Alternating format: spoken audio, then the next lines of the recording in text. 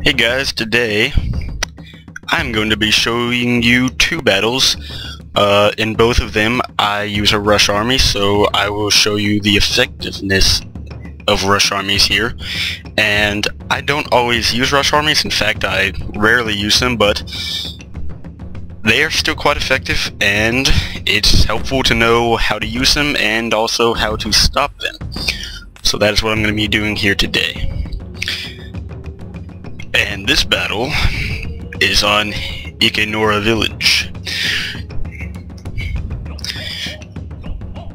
Just waiting for it to load.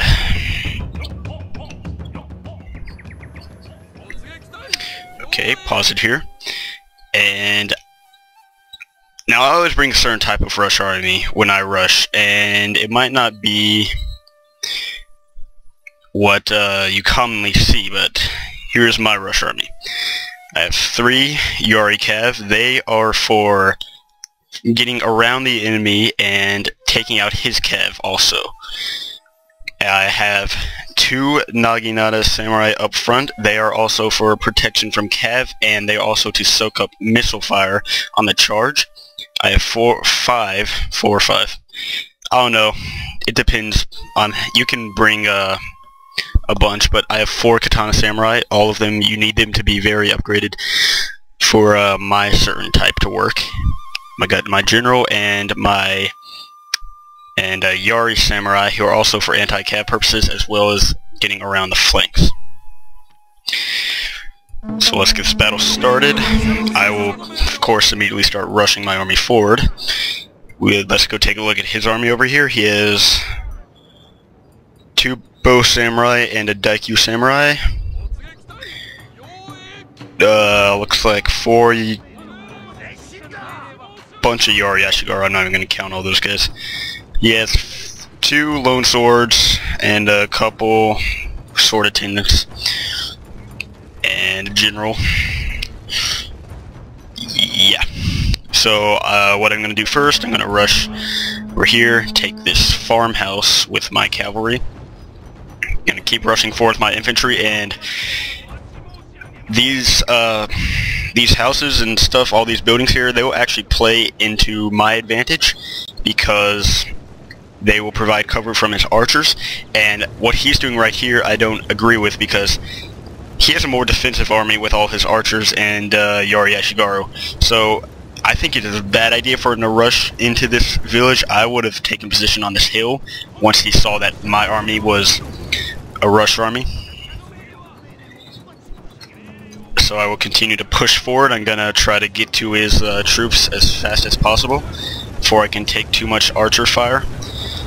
And there's a workshop here that I'll be able to capture also.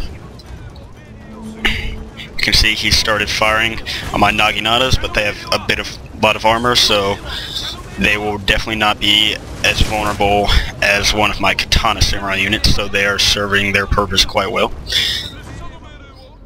And you can see now I have captured the farmhouse, and I will begin to send my Yari Cav around to his flanks, because they will play an important role doing that. And he rushed forward here to challenge me for the workshop, but I will of course rush in, beat his sword attendants with my Naginatas. And also at this point I'm just gonna rush the rest of my army in, because I don't want my guys to get isolated over here, which can easily happen since they're pretty far ahead. So I'm just gonna go ahead and rush the rest of my guys here. I'm gonna rush these 3 Katana Samurai forward down through the middle, but I will take these 2 units here and rush them around to the flanks over here, and I also have my Yari Cav surrounding them on the flanks here. But of course you will see me rush into his general, because that's always important, trying to kill the general. And he has brought his Lone Swords up, which instead I would have brought Yari Ashigaru to form a spear wall. And you can also see my Cav is wreaking havoc. I've already routed this Sword Attendant. I have not yet pushed through this Lone Sword. I will do so soon though. I will of course rush in here, so now I basically have troops fighting on all sides of him, except I ran my cav away. They'll get back in the fight soon, very soon. They'll just come around here and go in there. So as you can see, this whole area right here is now just like, they're screwed basically. They have a lot of units wavering and routing. So yeah, I've divided his army pretty much into two, with these guys over here and these guys over here, so that's not good for him. And I will just continue to rush forward with my much more powerful army and much higher morale. You can see all of his troops have low morale. They're wavering. You know, I mean, when you bring a rush army, it needs to be a pretty powerful army to be able to deliver a very hard blow, like right in the beginning, and get all these guys to chain route like I just did. Rush armies are used for shock, and if you can get as many units to route as quickly as possible, then you know you just successfully rushed a guy like I just did. So, you know, he'll rush the rest of his units into the fight, but there's no use because I've won this battle. So, yeah, as this battle finishes, I will return in a few moments with my second battle, in which I also use a rush army. So I will see you in a few moments.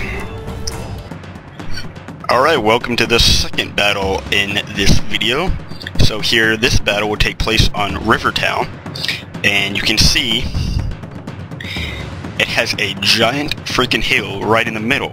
That will be a key component to my rush strategy. You will see later in the battle.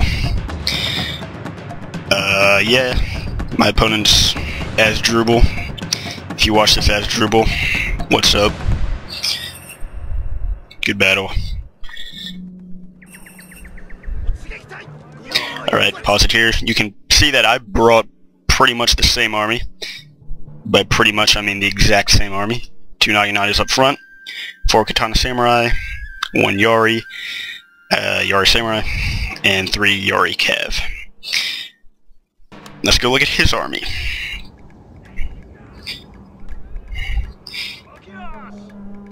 One, 2, 3, 4 Katana Samurai. Is that a Yari Samurai? Yeah, it's a Yari Samurai. A Matchlock Ashigaru. And a Light Cav. Yeah, Light Cav. So yeah, he also brought a sword-heavy army. But these Matchlocks are pretty much the anti-rush strategy. They will mow down a bunch of guys very quickly, cause morale to break. So of course, began to rush my army forward, and I want to get to the top of this hill, because charging downhill is always a good thing. You get a good charge bonus, be able to kill a lot of guys on the charge. So that's what I want to do. I want to rush the top of this hill before he gets there. You can see he's taking his time, walking slowly. And there are more buildings and houses over here which I could take cover from, but since he only has one range unit, and that's his Matchlocks, I figured it would be more strategical, better for me to take the top of the hill and be able to hide in these trees here if I need to. So here you can see I'm going to capture the shrine with this Yari Cav, and I'm not really worried about these guys. They're just Light Cav, and even if they charge these guys, they would be able to beat them off their horses really easily. So yeah, I know you can see my army's getting tired here, but since he's really taking slow over here, I don't need to worry about that. So I can continue to rush up to the hill and rest a bit and let him take position, because I want to be able to take time to see what he's going to do and look at his formation, see where his weaknesses are and where I can rush in and try and get a chain route like I did last battle. So I chased his Light Cav away with my Yari Cav. Smart move not to engage these guys. I have really good Yari Cav. I guess they're pretty good, not like amazing or anything. And so yeah, I will make it to the top of the hill. I will hide in the woods for a while, be able to observe what he's going to do and plan out an attack on what I want. And of course, since I have a cav advantage, I'll be looking to get around the flanks of his infantry once the fighting begins. So yeah, I'm gonna go ahead and fast forward because nothing much happens here. It just gets into formation.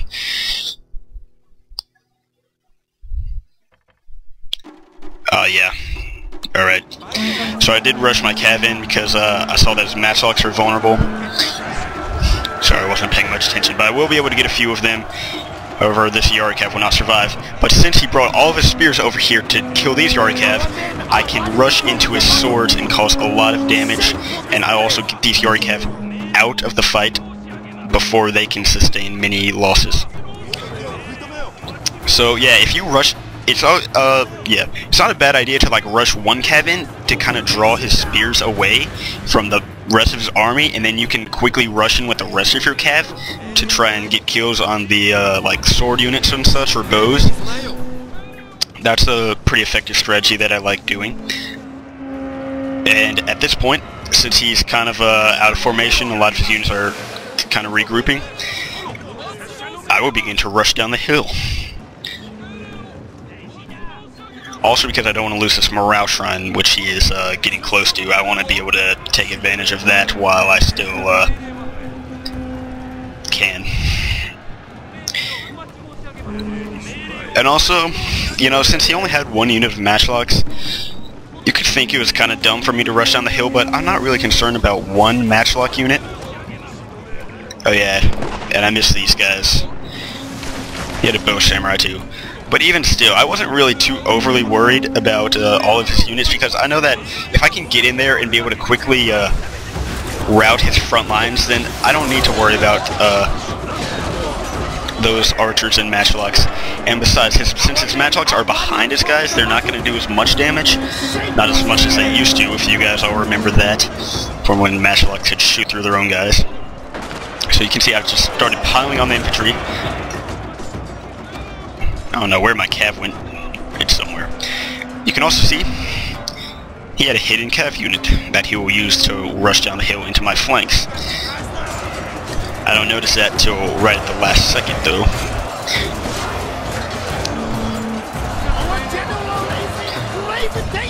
So yeah, I've got my entire infantry force wreaking havoc on his front lines. I've already broken through his front lines. You can see now, he's charging these guys down the hill, and I just barely realized that he was going for my general, so I'm able to run him out of the way and pull some of my Naginatas into these cav to be able to kill them without having them do too much damage. So I've broken through all of his front lines, or most of them at least. He still has a couple sword units still there. Yeah, so I mean, you can really see the effectiveness of like a downhill rush with much more powerful units than your opponent. You can see here these cav are wavering from being in the fight with my Naginatas, of which I have given them bonus to cav upgrades. So yeah, at this point, my opponent is not doing well. He still has used matchlocks, which I'm not overly concerned about. It's not really doing much.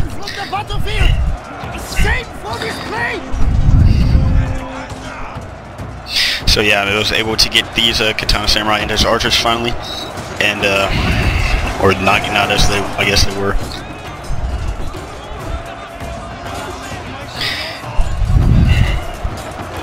Can just continue to watch some fighting here.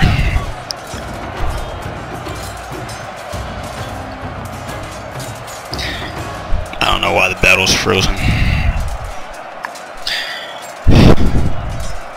I think this replay is corrupt.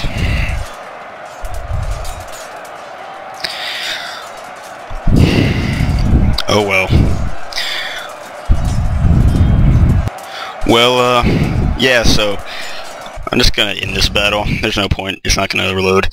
Trust me though, when I rushed downhill, a lot of his units they chain routed pretty quickly, and I was able to just finish off the battle really quick after rushing downhill.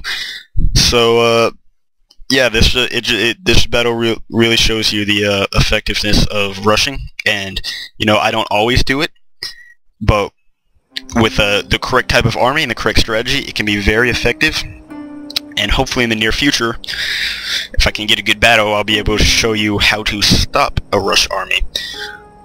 So yeah, that's it for now, and keep watching my videos.